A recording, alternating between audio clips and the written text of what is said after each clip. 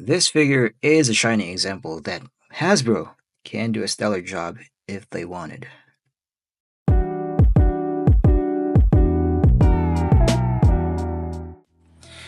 Hey guys, we're back at it again with another action figure review. This time we're taking a look at the Superior Spider-Man made by Marvel Legends, and this is a celebrative piece celebrating 85 years of Marvel. Look at that color scheme, black and red.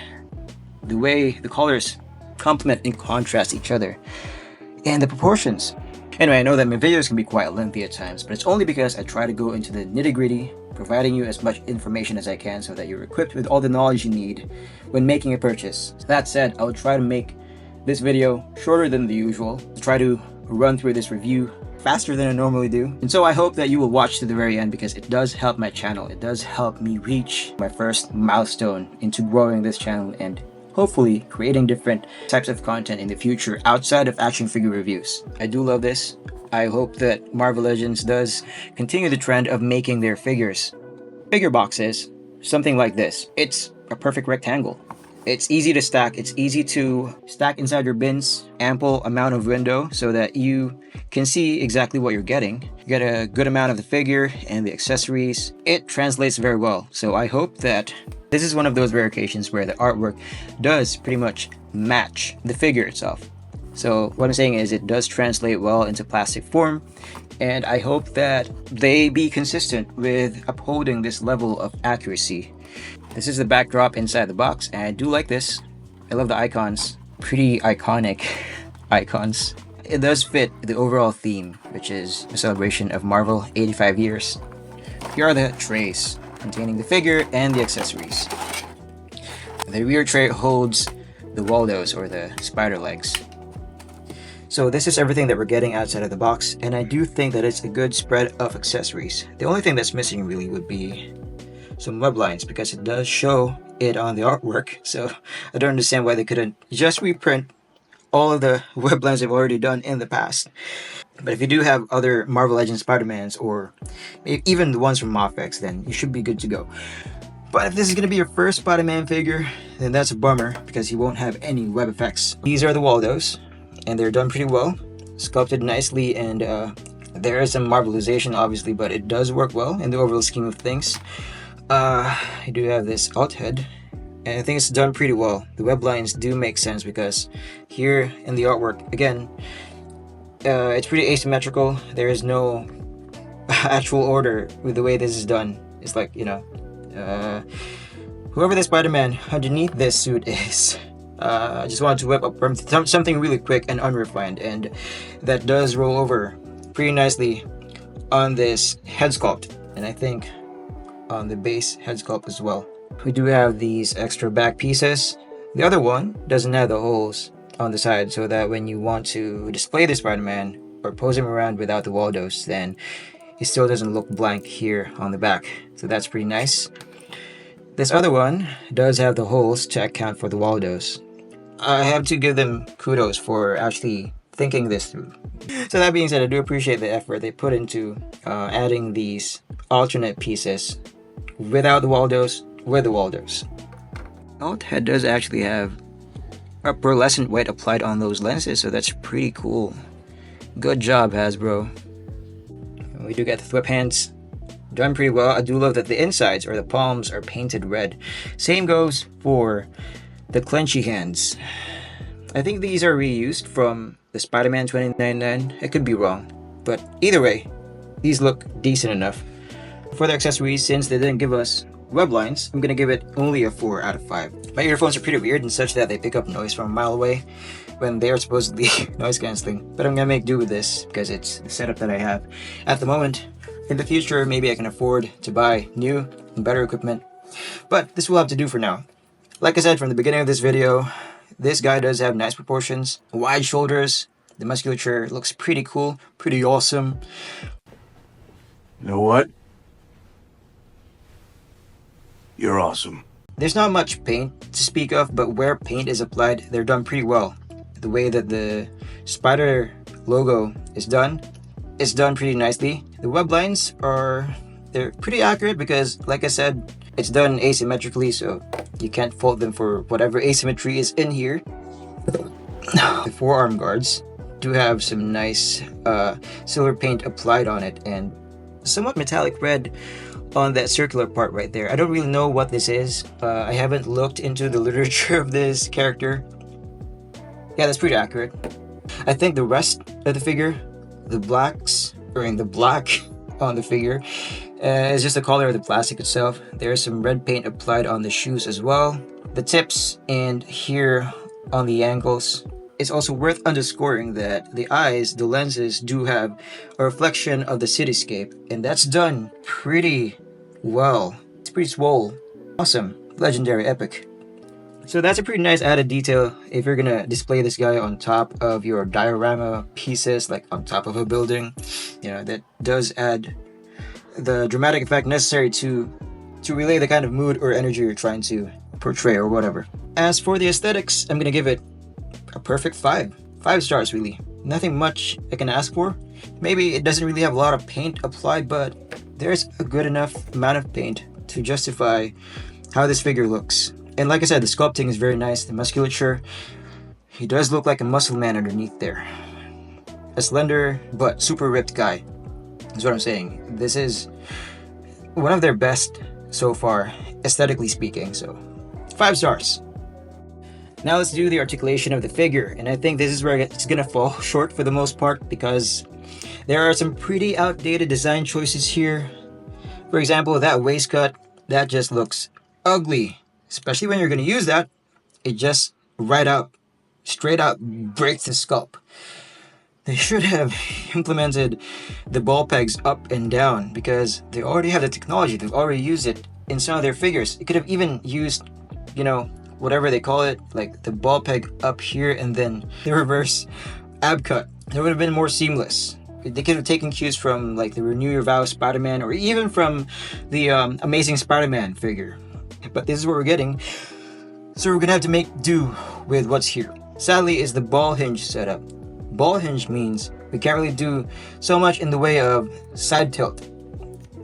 See, because it was even stuck when I first tried to use this. I had to pop off the head and break this in, but not a big deal because that does apply to a lot of things in life. It requires a lot of breaking in. I kind of broke it in already, so it's not gonna be an issue now. Okay. Oh, it flew off. Wait, it does look up pretty well. Looking down, just as good. You have all the upward and downward motion that you need for this figure, but side to side, not really. It's pretty much stuck, but you can swivel it left and right, or 360, no problem. Arms can go out that far. It goes out into a Y pose, so no complaints there. That's done pretty well. It doesn't look weird at all. The armpits look pretty good, all things considered. And then you do have a bicep swivel. Rotates 360, you don't need that, but yeah, and it doesn't even break the sculpt in a very weird way, so I do love that. Double jointed elbows work pretty well. And the sculpting is not bad at all. There's no weird cavernous space in between. These arm bracers could have made the perfect opportunity to implement a swivel in the forearm, but they didn't. But that's not a big deal really. For the hands or the wrist, it does come with a vertical, it's a horizontal hinge. That's okay because he's not wielding guns or swords. Rotate. Same here on the left hand. I'm fine with the ab crunch. I just don't like the waist cut. That's really what pulls this figure down for me. Engages pretty well, but you do get this weird lump at the back, and I'm guessing the same applies here. And yeah, that is just horrendous. That looks hideous. They did add in some paint here, but when you extend it to the maximum capacity, the paint just ends right there and leaves like a black space right there. You can maybe just avoid exhausting the range going back because that looks super weird, super ugly. Going forward is more tolerable because when you're posing him this way, that means you're taking a shot of this figure from the front for the most part. Maybe you're gonna see some you know, excess plastic here on the side, depending on the angle that you're taking pictures of him, but I guess it is still tolerable. And you do have this waist cut that allows you to swivel the figure left and right, or rotate it left and right.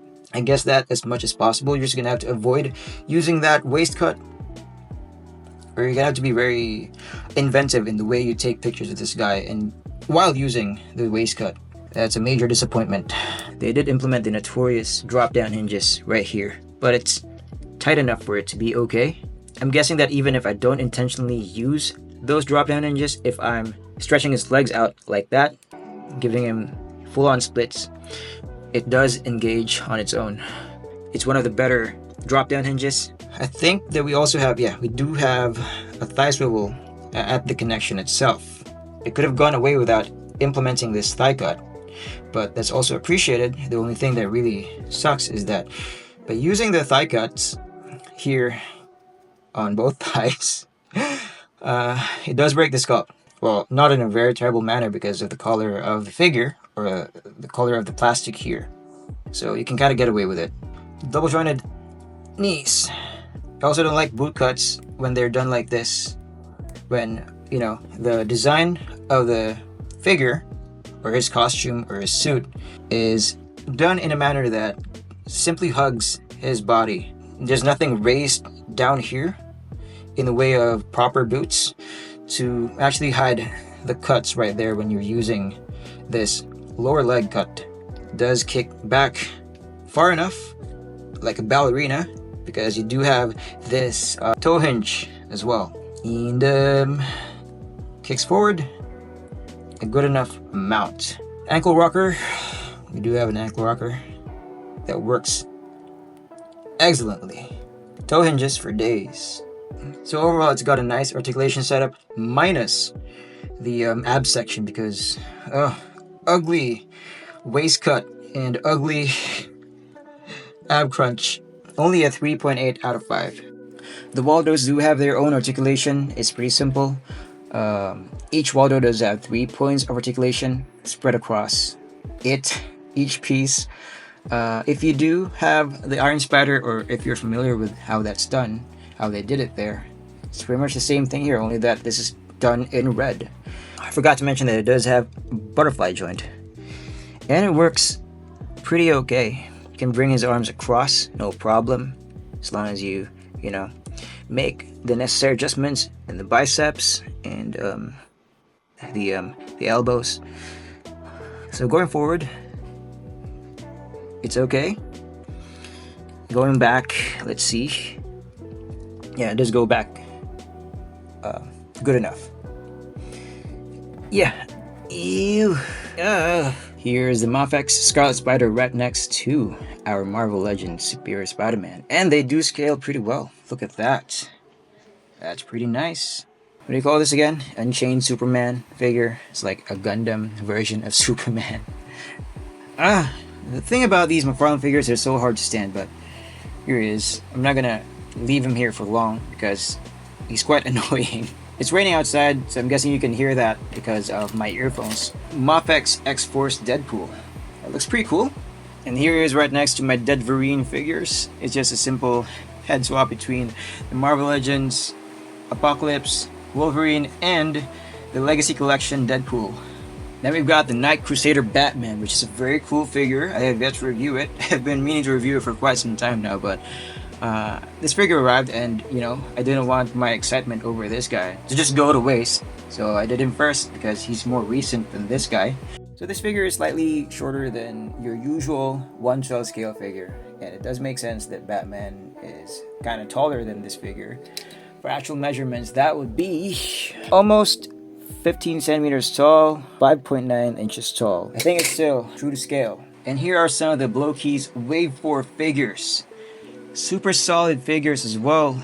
One of the best non-transforming Transformers figures that you can find in the market. Super fun and easy to build. So is this figure worth picking up? I think that the official price for this figure, Hasbro's SRP, would be 30 USD, I think. But here in the Philippines, I got this for around 40 USD in today's conversion. And I think that's a pretty tough pill to swallow normally for a Hasbro figure. But for this one, I'm pretty satisfied because of that color scheme alone, and the proportions look pretty good. The sculpted details are also pretty awesome. I'm running out of adjectives to describe how cool this figure is. Yeah, there is enough paint applied on the figure, especially, you know, those arm bracers or those arm guards. I think they're done in a very solid manner. What I'm saying is, if you're willing to pay around 30 to 40 USD for this figure, then you're not going to be disappointed, especially for Marvel Legends standards. This is one of their better releases.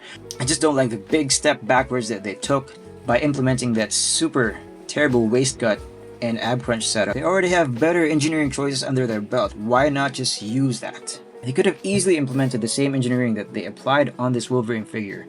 Like I said, ball pegs at the top, and then the reverse ab crunch down there. The belt does also hide the cuts pretty well. Sorry, I'm trying to talk as fast as I can so that I'm not adding more minutes to this video. Yeah, with all that being said, I'm still pretty satisfied with this figure because as a whole, it delivers. There is a good amount of accessories. The articulation is pretty solid, and the details on the figure are impeccable. This Spider-Man figure just has the design language that matches, that resonates with my preferences, and I'm not going to complain about it. I'm guessing that if you're planning to buy this figure, as long as you're not paying for more than 40 USD for this, you're good to go. This is a pretty good addition to your Spider-Man collection, or your collection for that matter, whether it's for Spider-Mans or just cool action figures, because this is a cool action figure. This is where it's at. This figure will hold up except in some areas that I already discussed earlier, but it's gonna take up a very huge real estate if you're displaying it with the Waldos. But that's just a given when you're buying a Superior Spider-Man figure or something similar to the Iron Spider. Spider-Mans that do have extra legs at the back. You know what you're getting into and you'll be pretty pleased is what I'm saying. Okay, thanks for watching. I'm gonna give this an overall rating of 4.5 out of 5 stars. Please hit a like and please subscribe if you haven't already, if this is your first time in the channel. And I will catch you guys in the next video. Probably this guy.